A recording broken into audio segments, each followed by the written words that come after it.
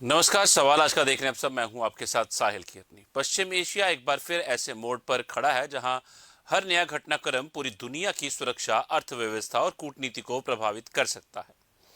अमेरिकी मीडिया की रिपोर्टों में दावा किया गया है कि ईरान नए सर्वोच्च नेता मुजफ्फर खामनाई कथित तौर पर परमाणु हथियार हासिल करने के पक्षधर में।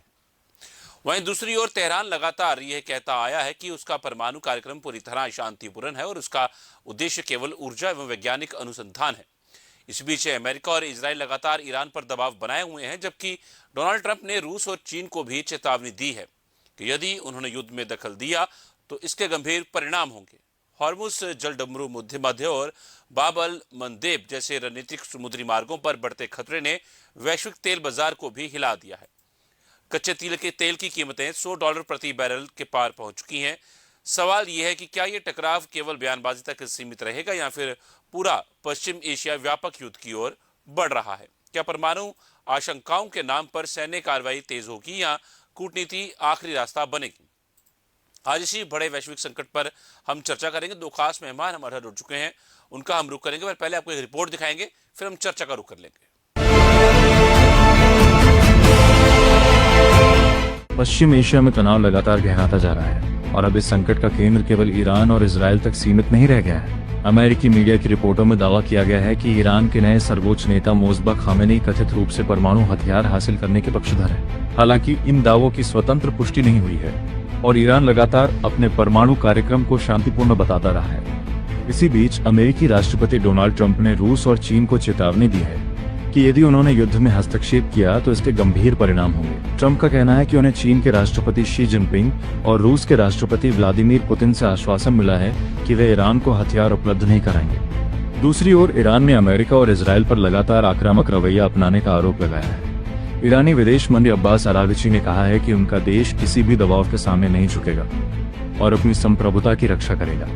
क्षेत्रीय तनाव केवल बयानों तक सीमित नहीं है। कुवैत और बहरीन में अमेरिकी सैन्य ठिकानों पर हमलों के दावे सामने आए हैं, जबकि यमन के हूती विद्रोहियों ने सऊदी अरब के जिजान शहर पर मिसाइल हमला करने का दावा किया है। इन घटनाओं ने पूरे पश्चिम एशिया की सुरक्षा व्यवस्था पर गंभीर सवाल खड़े कर दिए हैं। सबसे बड़ी चिंता ऊर्जा सुरक्षा को लेकर है। हॉर्मुज जलडमरू मध्य और बाब अल मंदेब जैसे समुद्री मार्ग वैश्विक तेल आपूर्ति की जीवन रेखा माने जाते हैं। यदि इन मार्गों पर आवाजाही प्रभावित होती है तो कच्चे तेल की कीमतों में और उछाल आ सकता है। पहले ही ब्रेंट क्रूड $100 प्रति बैरल के स्तर को पार कर चुका है। इसका सीधा असर पेट्रोल, डीजल, परिवहन, उद्योग और वैश्विक महंगाई पर पड़ सकता है। इस पूरे घटनाक्रम में भारत भी सतर्क नजर बनाए हुए है। पश्चिम एशिया भारत की ऊर्जा जरूरतों का महत्वपूर्ण स्रोत है और लाखों भारतीय वहां कार्यरत हैं। हॉर्मुज क्षेत्र में एलपीजी टैंकर पर हुए हमले के बावजूद भारतीय चालक दल के सुरक्षित होने की पुष्टि राहत देने वाली खबर रही। अब सबसे बड़ा सवाल यही है कि क्या यह संकट कूटनीति से सुलझेगा या फिर पश्चिम एशिया एक और बड़े सैन्य संघर्ष की ओर बढ़ेगा। आने वाले दिनों में अमेरिका, ईरान, इजराइल, रूस और चीन के फैसले केवल क्षेत्रीय नहीं बल्कि वैश्विक राजनीति और अर्थव्यवस्था की दिशा भी तय करेंगे।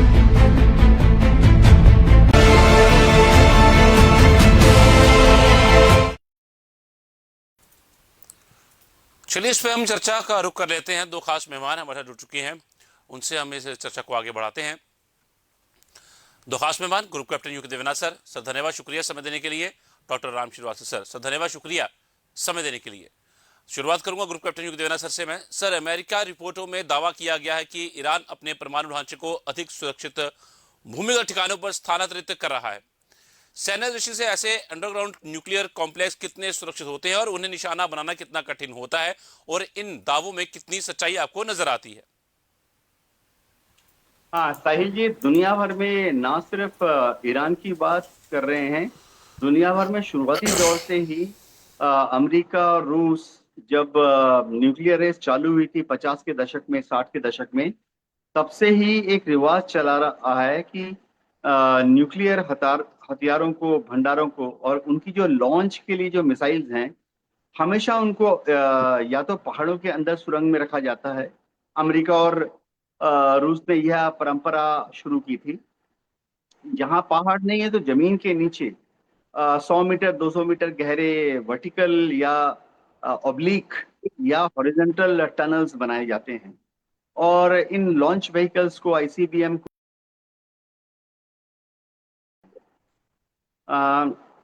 अमेरिका ने इस तरह से शुरुआती दौर में कोलोराडो माउंटेन्स के नीचे रखा 1950-60 में। रूस ने 60 और 70 के दशक में यूराल माउंटेन्स में रखना शुरू किया, और बाद में यही ट्रेडिशन जो बाकी देश हैं उन्होंने भी फॉलो किया।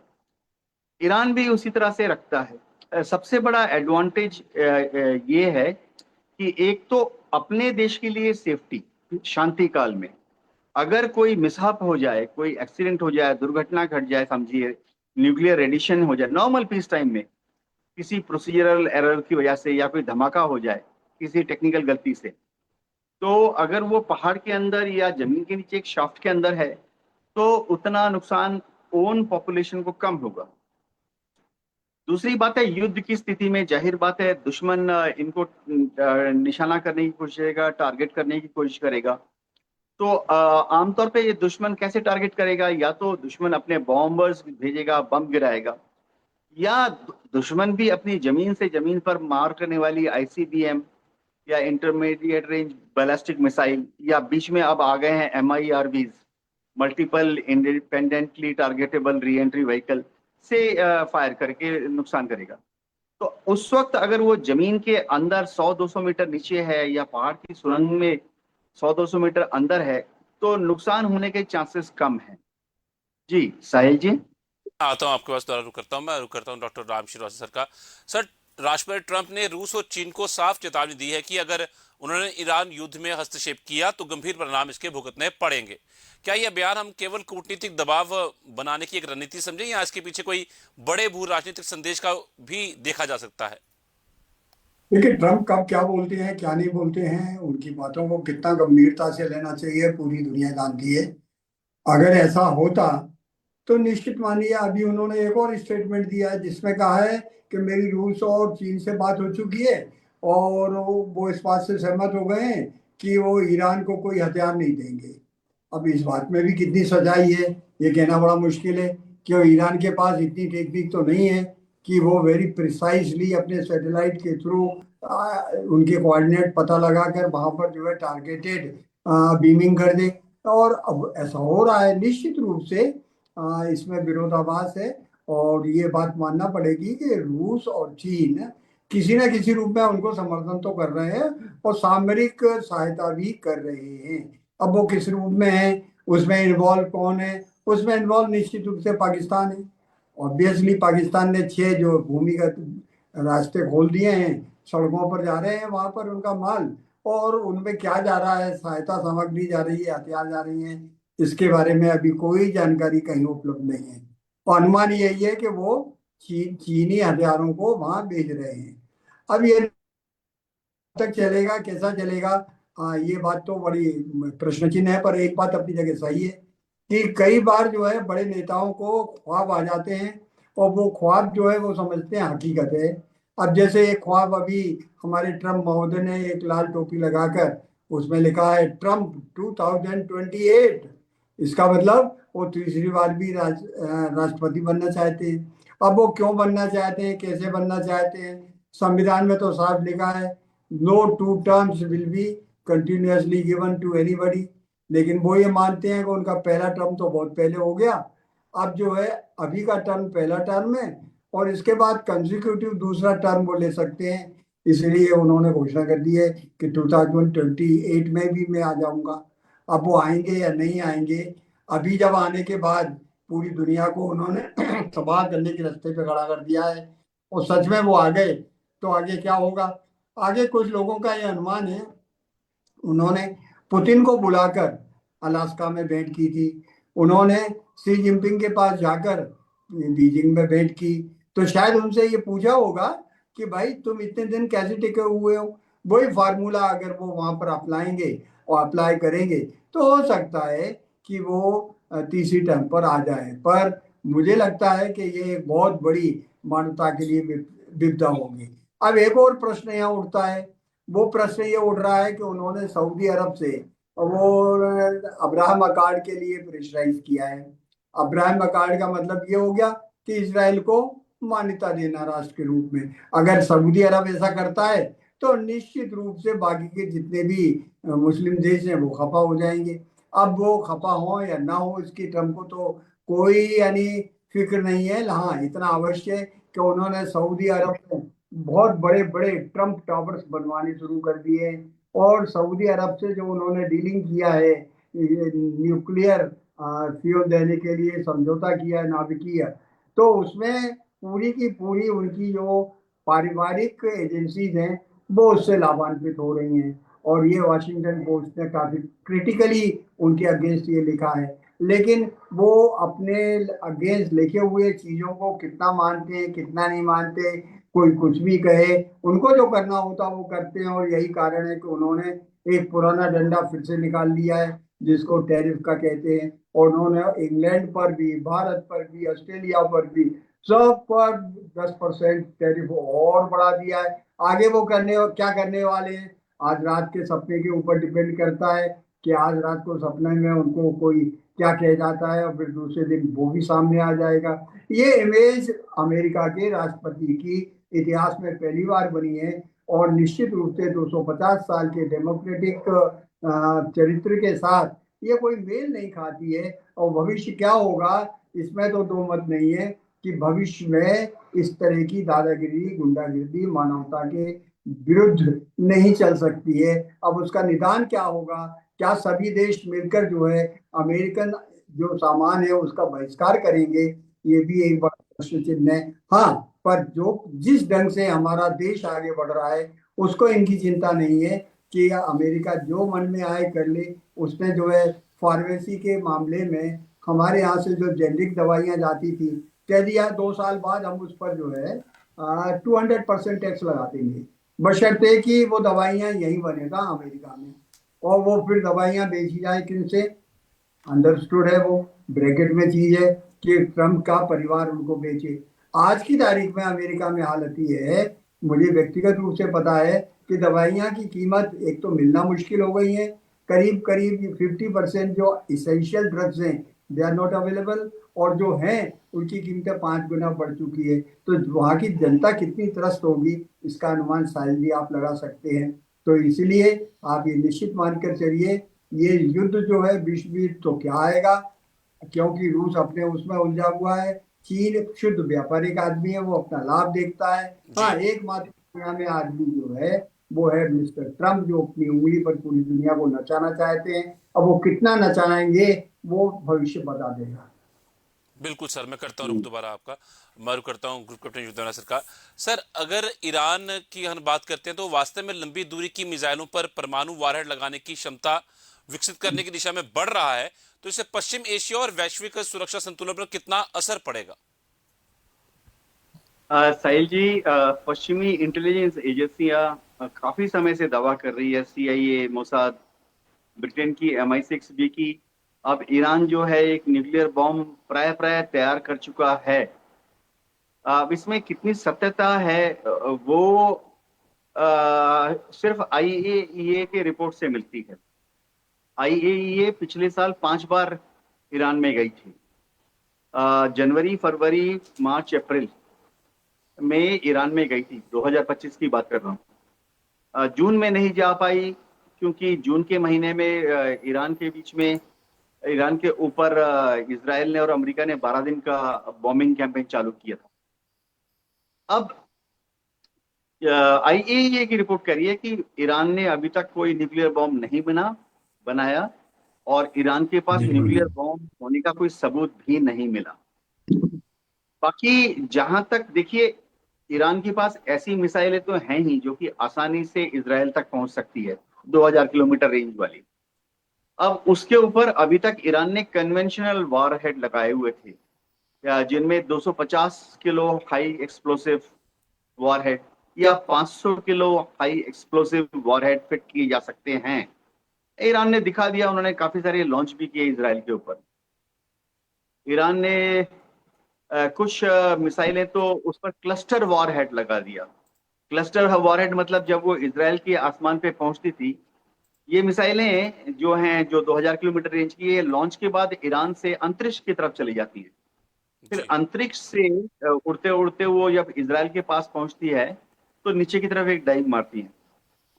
तो उसमें उन्होंने क्लस्टर बॉम्ब लगा दिए। यानी जब नीचे वाला डाइव शुरू होता है तो मेन जो मिसाइल का सामने वाला पोर्शन है वो खुल जाता है, और जहां एक सिंगल वार होता था 100 250 किलो का या 500 किलो का, अब वहां पे एक साथ 40 60 80 या 120 वॉरहेड अंगूर की झुंड की तरह से निकल पड़ेंगे। ये दर्शाता है कि जो वॉरहेड की मैचिंग करनी होती है लॉन्च प्लेटफॉर्म के साथ यानी मिसाइल के साथ, उसमें ईरान को मास्टरी हासिल है। तो ईरान अगर कभी भविष्य में एक न्यूक्लियर बॉम्ब बना लेता है तो उसकी मैचिंग वो अपनी इन मिसाइलों से बहुत आसानी से कर लेगा। वो कोई बहुत ज्यादा कॉम्प्लिकेटेड प्रोसेस नहीं है। जो न्यूक्लियर बॉम्ब होता है उसमें फ्यूज बनाना भी बहुत ज्यादा मुश्किल नहीं है। न्यूक्लियर बॉम्ब में सबसे बड़ा मुश्किल क्या है कि आमतौर पे उसके जो यूरेनियम कोर होते हैं वो अलग अलग जगह पर होते हैं, जी। और उसके ऊपर एक आउटर कवर होता है हाई एक्सप्लोसिव का। तो टारगेट के ऊपर जब इम्पैक्ट होने वाला होता है, महज कुछ क्षण पहले यानी कुछ माइक्रो सेकंड पहले ही जो आउटर कवर में, न्यूक्लियर बॉम्ब की बात कर रहा हूं, आउटर कवर में जो हाई एक्सप्लोसिव है, तो क्योंकि मिसाइल से आगे जा रहा है ना, वो फटता है। तो अलग अलग जो न्यूक्लियर कोर है वो एक साथ आ जाते हैं और क्रिटिकल मास एक्वायर कर लेते हैं। उसके कुछ क्षण के बाद ही, कुछ माइक्रो सेकंड के बाद ही वो टारगेट से टकराता है, और क्योंकि उसका क्रिटिकल मास हो चुका है तो वो फट सकता है। ईरान इतनी टेक्नोलॉजी दावा करता है कि उसके पास है, लेकिन अभी तक ईरान ने बार बार कहा है कि वो ना पहले कभी बनाता था, ना बना रहा है, ना भविष्य में बनाएगा। जी। ठीक है सर, मैं करता हूँ रुख दोबारा आपका, मैं रुख करता हूँ डॉक्टर राम श्रीवास्तव सर का। सर, स्टेट ऑफ हॉर्मुज, बाल अल मंदेब जैसे जो रणनीतिक समुद्री मार्ग हैं उस पर जिस तरह का खतरा मंडरा रहा है, मंडरा भी रहा है या नहीं, इसको आप किस तरीके से देखते हैं? और अगर मंडरा रहा है तो इसका अंतर्राष्ट्रीय स्तर पर क्या कुछ व्यापक असर पड़ सकता है? देखिए, इसका अंतर्राष्ट्रीय स्तर पर जो व्यापक असर पड़ रहा है इस समय, वो उसकी अपन कल्पना नहीं कर सकते हैं। कारण ये है कि अमेरिका ने पॉलिसी बना ली है कि आप रूस से तेल खरीदेंगे तो आप पर टैक्स लग जाएगा। अब हम रूस से नहीं खरीदेंगे तो कहाँ से खरीदेंगे भाई? खरीदना तो वहीं से पड़ेगा। तेल की आवश्यकता तो पूरी दुनिया को है। चक्के तो जाम नहीं किए जा सकते हैं। देश की रफ्तार अगर आगे बढ़ाना है तो ऑयल की आवश्यकता है, तो हमको जहां से मिलेगा वहां से हम खरीदेंगे। हमने अपनी नीति स्पष्ट कर दी है। पर ये जो कुछ भी अभी नाटकबाजी हो रही है, ये सिर्फ और सिर्फ ये बड़े देशों की आपस की मिली जुली साठगांठ नजर आती है। इधर रूस को कमाई हो रही है, चाइना को अपना विश्वास जम रहा है, हालांकि वो अपने परेशानियों में जमे हुए हैं, फिर भी उनका माल जो है गोपनीय बाजार में बिक रहा है। इधर क्रिप्टो करेंसी के द्वारा अमेरिका भी धनाढ्य हो रहा है। अमेरिका तो क्या, ट्रंप धनाढ्य हो रहे हैं। अब इस सब पशोपेश में छोटे देशों पर क्या हालत होगी? आज की जो वर्तमान स्थिति है, हार्मूज को तो आप छोड़िए, लाल सागर में अगर बमबारी होती है तो यमन के हूतियों को कंट्रोल में लाना आज की तारीख में थोड़ा कठिन महसूस हो रहा है। क्योंकि अगर कंट्रोल में ला सके होते तो वहाँ फ्रांस का भी बीड़ा पड़ा हुआ है, यूके का भी पड़ा पड़ा हुआ है, और सऊदी अरब ने तो हमले शुरू कर भी दिए हैं। लेकिन हूती जो है उन्होंने भी वही हमास वाली पॉलिसी अपना, जमीन के अंदर उन्होंने सुरंगें खोद रखी हैं, उसमें छुप जाते हैं फिर निकल आते हैं और अपना बम्बार्डिंग करते हैं। अब उनके पास जो है ईरान की टेक्नोलॉजी है, और वो लाल सागर में डेफिनेटली जलदस्युमत को रोक कर रखेंगे। और ये एक सबसे बड़ा संकट होगा, और पूरी दुनिया को उसके अल्टरनेटिव ढूंढने पड़ेंगे, और जल्दी ही ढूंढने पड़ेंगे। जैसा कि भारत ने कर लिया है, अपनी आपूर्ति अगले 3 महीने तक के लिए अभी सुरक्षित है, पहले 6 महीने के लिए सुरक्षित थी, और इसको सतत भरने के लिए दूसरी जगहों से, स्रोतों से वो ऊर्जा इकट्ठी कर रहे हैं। लेकिन फिलहाल भारत को इसलिए चिंता करने की आवश्यकता नहीं है। भारत एक चतुर मूक दर्शक की तरह, जैसे डोभाल जो है हमारे, कहाँ गए? अभी सऊदी अरब इमीरात पहुंचे। क्यों पहुंचे?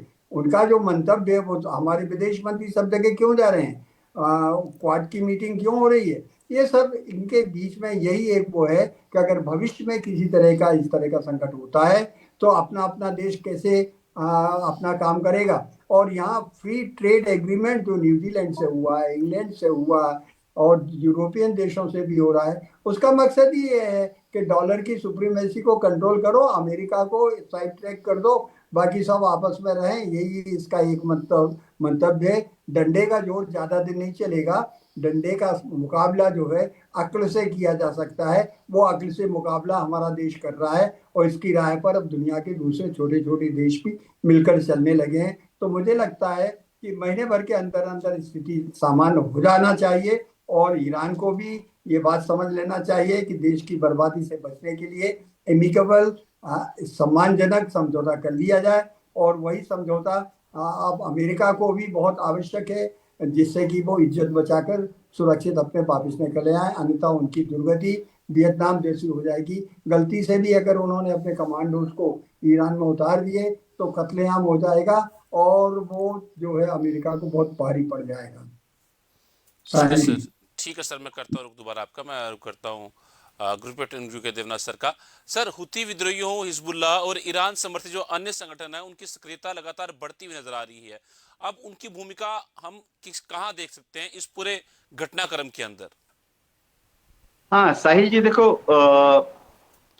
एक दिन जब गजा में शांति हो जाएगी और शांति इजराइल को लानी पड़ेगी, तो हमास जो है उसका पॉलिटिकल विंग हावी हो जाएगा और मिलिट्री विंग कमजोर पड़ जाएगा। तो इजराइल को ये समझना पड़ेगा कि गजा में जल्दी से जल्दी शांति की तरफ अग्रसर हो। और दूसरी बात है, वहाँ जो हमास का पॉलिटिकल विंग है उसको आगे बढ़ाने की कोशिश करे। ये इजराइल का हमास के साथ स्ट्रेटेजिक ऑब्जेक्टिव होना चाहिए। दूसरी बात है हिजबुल्ला। हिजबुल्ला तो ऑलरेडी लेबनान में एक डोमिनेंट पॉलिटिकल पार्टी है। बेरूत में जो सरकार है, जिसमें कि Shia representation, Christian representation 1/3, Sunni representation Beirut की सरकार में 1/3 और शिया रिप्रेजेंटेटिव बेरूत की सरकार में 1/3 है। शिया लेबनान के दक्षिण भाग में ज्यादा रहते हैं, इजराइल की बॉर्डर की तरफ। तो हिजबुल्ला ऑलरेडी पॉलिटिकल फोर्स है और वो इलेक्शन लड़के संसद में और बेरूत की सरकार में चुने जाते हैं और उनकी बहुत मजबूत पकड़ है। इतनी ज्यादा मजबूत पकड़ है कि लेबनान की सरकार प्रैक्टिकली शिया डिक्टाट्स पर चलती है। तो अमेरिका को और इजराइल को आस्ते आस्ते ये सोचना पड़ेगा कि क्या वो हिजबुल्ला को खत्म कर सकते हैं।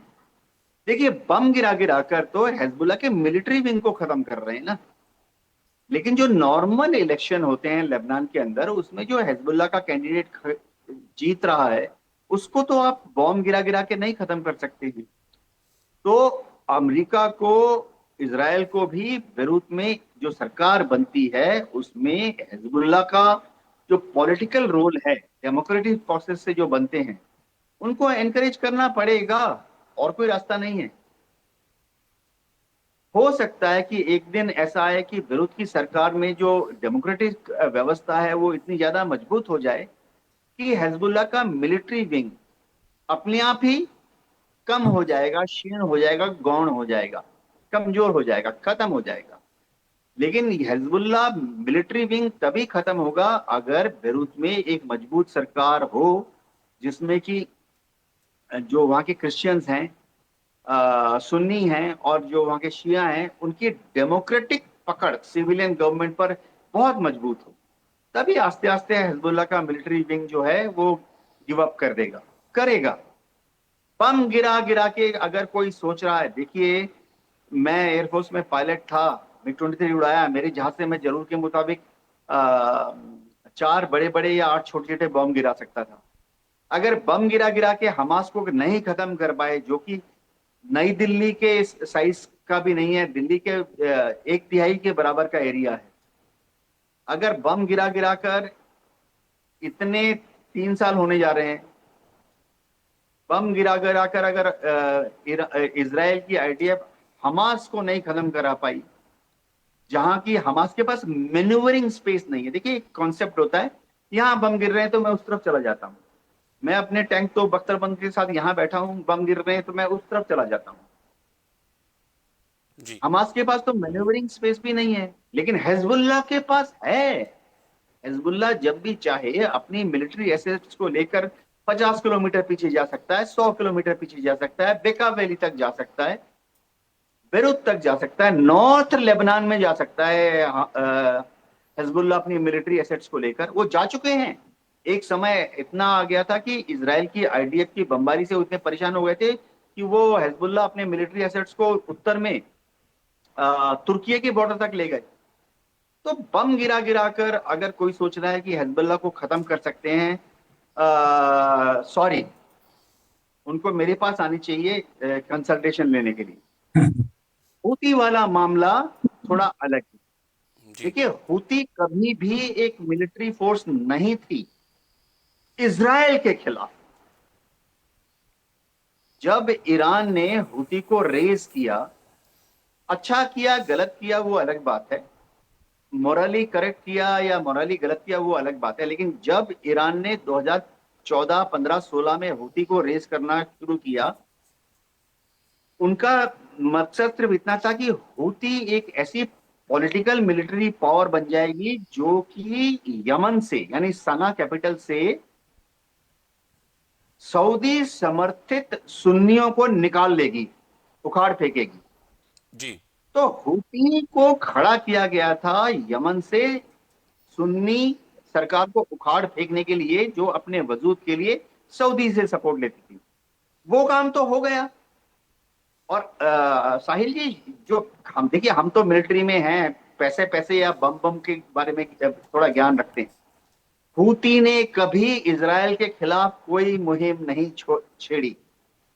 2017, 18, 19, 2021, 22 कभी भी हूती ने इजराइल के खिलाफ कोई मुहिम नहीं छेड़ी। शांत थे वो, अपने खुश थे, यमन में खुश थे, सना में उनका राज था, सुन्नियों को उन्होंने भगा दिया सऊदी में, वो खुश थे। ये तो जब इजराइल ने हमास के ऊपर हमले शुरू किए अक्टूबर 2023 में, आप देखिए हूती का इमीडिएट कोई रिएक्शन नहीं आया। पहला हमला, जो हमला क्या, ये लोग 2 मिसाइलें दाग देते हैं इजराइल की तरफ, इससे ज्यादा कुछ नहीं कर सकते, आप भी कुछ नहीं कर सकते। 2 मिसाइलें दाग देते हैं ये लोग इजराइल की तरफ। पहला ऐसा हमला उन्होंने इजराइल पर कब किया? अक्टूबर 2023 में नहीं किया, नवंबर 2023 में नहीं किया, दिसंबर में किया। तो हूती कभी भी एक एंटी इजराइल मोटिव नहीं था। तो भविष्य में हूती का क्या रोल है? देखिए बहुत क्लियर है कि जैसे आज जिस दिन इजराइल फिलिस्तीन के लोगों को ओस्लो अकॉर्ड के तहत बराबरी का दर्जा दे, ओस्लो अकॉर्ड 1995 इजाक रबीन साइन करके गए कि इजराइल में 2 देश होंगे, फिलिस्तीन होगा, उनका पूरा का पूरा कंट्रोल गजा पे होगा, पूरा का पूरा कंट्रोल वेस्ट बैंक पे होगा। जिस दिन ओस्लो अकॉर्ड के तहत गजा में पूरी तरह से फिलिस्तीन के अरब लोगों का राज बन जाएगा, 2 स्टेट नेशन थ्योरी, हमास में और वेस्ट बैंक में, और इजराइल का हस्तक्षेप खत्म हो जाएगा, हूती का भी मिलिट्री चैप्टर खत्म हो जाएगा। जी साहिल जी। काफी अहम बातें रखी हैं सर आपने। मैं रुक करता हूं डॉक्टर राम श्रीवास्तव सर का। सर, मौजूदा सैन्य गतिविधियां, मिसाइल हमले, ड्रोन हमले, परमाणु दावों का देखते हुए आपको क्या लगता है कि हालात पूर्ण युद्ध की ओर बढ़ रहे हैं, या अभी भी तनाव को सीमित करने के लिए कोई गुंजाइश बाकी है, कोई कूटनीति काम आ सकती है? देखिए साहिल जी, सही बात तो है। सबसे पहले तो मैं सलाम करूंगा, इतना अच्छा डिटेल में आपने एनालिसिस दिया है आपके दर्शकों के लिए। और विशेष करके हमारे देवनाथ साहब ने तो बहुत ही डिटेल में बारीकी से इस चीज को प्रस्तुत किया है। अब रहा सवाल भविष्य में क्या होगा। देखिए बहुत बड़ा युद्ध तो नहीं भड़कने वाला है, क्योंकि ना अमेरिका चाहता है युद्ध हो, ना ईरान चाहता है युद्ध हो। लेकिन अब दोनों की इच्छा की पूर्ति के लिए बीच में क्या किया जा सकता है, ये परिस्थितियां निर्भर करती हैं। परिस्थितियां कब हो सकती हैं?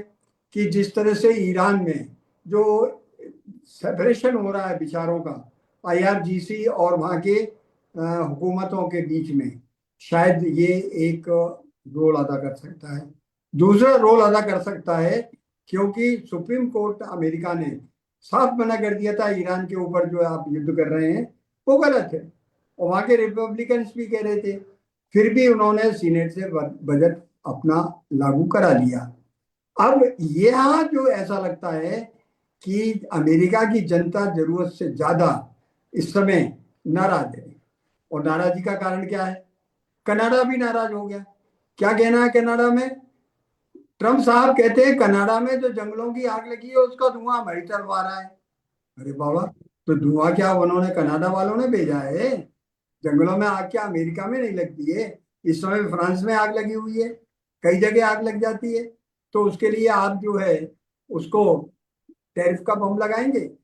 वो पहले भी कह चुके थे अमेरिका हमारा तो 51st स्टेज है, 51वां राज्य है। इस तरह से जो उनकी लोलुपता है विस्तारवादी, वो वहां पर उसका विरोध जिस घड़ी हो जाएगा वो हो रहा है, तो निश्चित ही मुझे लगता है कि महीने भर के भीतर इनको मजबूर होकर कुछ ना कुछ समझौता करना पड़ेगा। मुझे उम्मीद है मानवता के हित में यही एकमात्र समझदारी का रास्ता है जो इन दोनों देशों को अल्लाह ताला अकल दे, समझे और मानवता के हित में कुछ काम करें। देखिए आप दोनों ने, आप देखते हैं आने वाले समय के अंदर क्या कुछ बदलाव दिखते हैं। Group captain UK Devnath sir, आपका धन्यवाद, शुक्रिया समय देने के लिए। डॉक्टर राम श्रीवास्तव सर, आपका धन्यवाद, शुक्रिया समय देने के लिए, कीमती समय साझा करने के लिए। जय हिंद सर। तो साफ है पश्चिम एशिया का ये संकट अब केवल ईरान और अमेरिका के बीच टकराव नहीं रह गया। परमाणु कार्यक्रम, सैन्य कार्रवाई, तेल आपूर्ति, वैश्विक व्यापार और महाशक्तियों की रणनीति सभी एक दूसरे से जुड़ चुके हैं। एक और सैन्य तैयारियां तेज हैं, दूसरी ओर कूटनीतिक प्रयास भी जारी हैं। दुनिया की नजर अब इस बात पर है कि क्या बातचीत तनाव कम करेगी या हालात और विस्फोटक बनेंगे, क्योंकि इस संघर्ष का असर केवल युद्ध क्षेत्र तक सीमित नहीं रहेगा बल्कि पूरी वैश्विक अर्थव्यवस्था, ऊर्जा सुरक्षा और अंतर्राष्ट्रीय स्थिरता पर भी पड़ सकता है। सवाल आज का भी इतना ही। द अर्थ न्यूज पे खबरों का सिलसिला यूं चलता रहेगा। मुझे दीजिए इजाजत, नमस्कार।